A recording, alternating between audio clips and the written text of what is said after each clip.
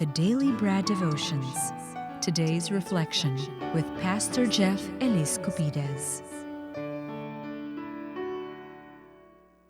Good morning, Pastor Jeff. Happy Wednesday. Magandang umaga, Pastor. Good morning Ted, Cha. Good morning. Happy Wednesday sa ating lahat. Yun Good naman. morning. O, ito na. No, diyan sa inyo sa Kaintaba, Brad Jeff, nakaramdam ba kayo nung public hearing ninyo? Kasi magtataas din ng valuation diyan sa inyong tinitirang subdivision, ha? Oo. Abangan natin, Oh. Ted. Wala pa akong balita. Wala pa. O baka kasi hindi nyo lang nabalitaan. Pero it's happening sa buong Pilipinas. Itong valuation na ito. And anyway, it's outside the subject matter ngayon na ihatid sa atin ni Brad Jeff. Sorry kasi sabi mo nga Yes. kahapon, huwag natin masyadong problemahin itong mga bagay na ito. Pero sorry po, tao lang. Kasi nga kung minsan naiisip mo din kung ano na ang mangyayari.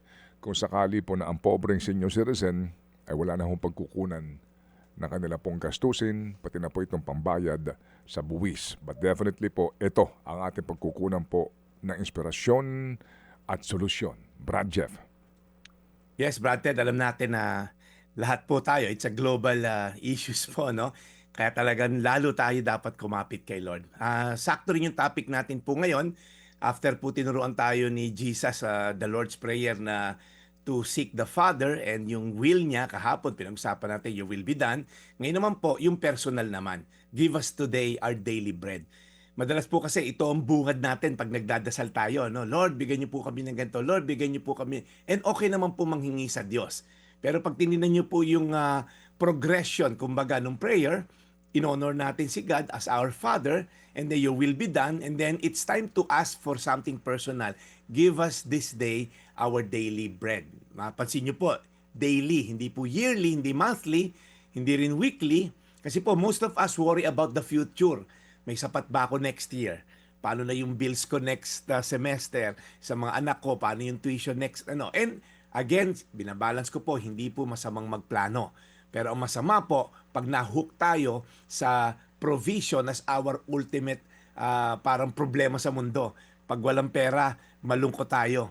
Pagka may kapos, parang miserable ng buhay natin. At yung kabilang banda naman po, feeling natin, pag marami na tayong savings, minsan meron tayong ilusyon na self-sufficient na tayo. Ibig sabihin, hindi na kita Lord kailangan kasi secured na hanggang apo ng apo ng apo ko, meron na akong pera. Pero alam natin, yung pong self-sufficiency sa pera ay isang ilusyon. Ngayon nga po, kahit mga bilyonaryo namumblema, kahit mga milyonaryo nagkaka-anxiety. Kung totoo pong pera is a sure foundation para mawala ang takot, sana walang mayaman depressed. Pero alam natin hindi totoo yan. Marami pong mga mayaman namumblema pa rin. Sabi sa Filipos 4:19, at dahil kayo'y na kay Kristo, ibibigay sa inyo ng aking Diyos ang lahat ng papangangailangan nyo mula sa kasaganaan ng kayamanan niya.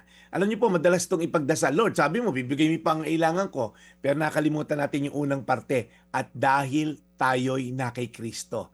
Unang-una, tandaan po natin, God cares about our daily needs. Pag may relasyon po tayo, cargo tayo ng Diyos. Hindi po sinabi dun sa prayer na pray only for spiritual things. No, He included daily bread.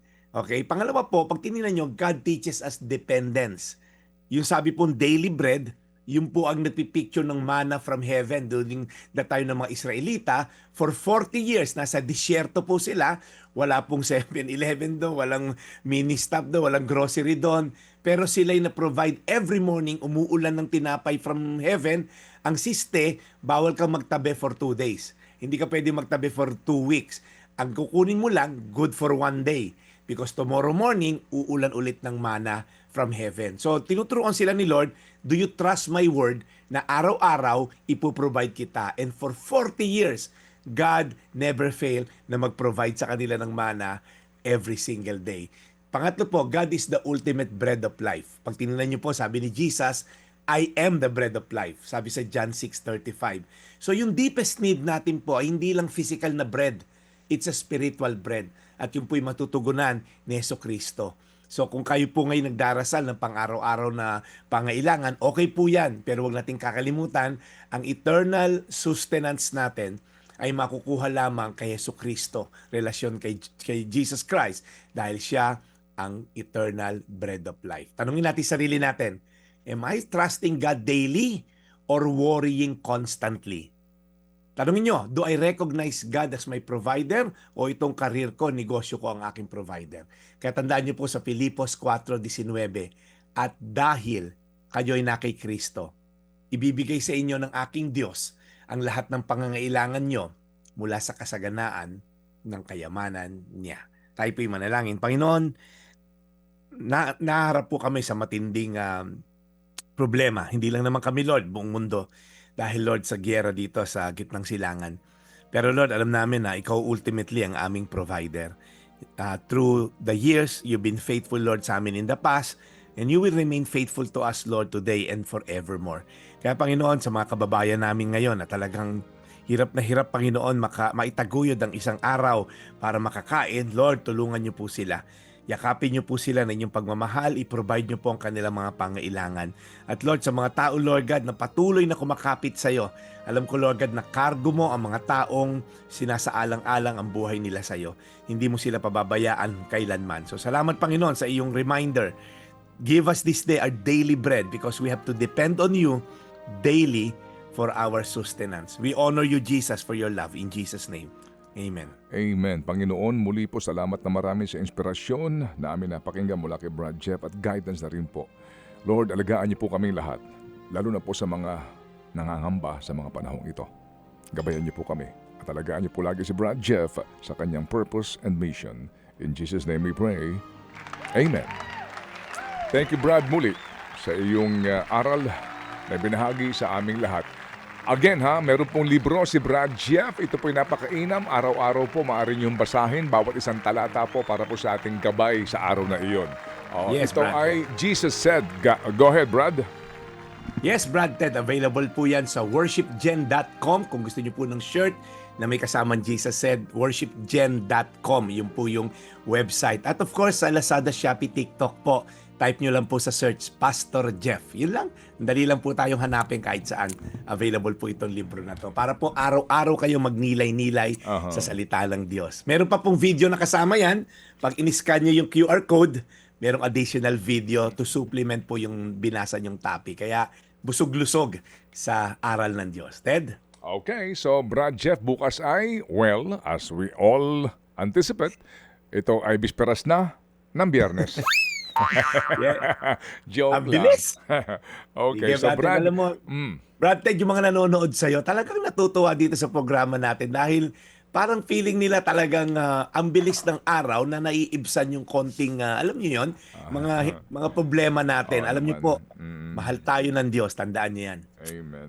Bagamat sabi nga natin, namnamin ang bawat sandali po. Ano lang ho naman yan, alam niyo ho yun, para lang tanggal pagod. Kasi you look forward rin po naman sa mga araw po ng pagpapahinga. Okay, Amen. Brad, see you tomorrow. Maraming salamat, Brad Ted. Again, ito po yung Daily Brad, your daily dose of inspiration. Thank you, Brad Jeff, serving the people. Brad Jeff Eliscopides. Mga kapatid, para sa iba pang mga balita at impormasyon, sundan niyo po kami sa X, Instagram, Facebook at syempre sa TikTok, True Network PH. Mag-subscribe din po kayo sa aming YouTube channel, True Network. May website din po tayo, truenetwork.ph, at pwede niyo rin po kaming mapanood sa Channel 19 ng aming True FM TV. Lagi pa rin makinig sa radyo dito po sa 105.9 True FM dahil dito, laging true sa'yo, kapatid. Dito tayo sa totoo, tunay at tapat.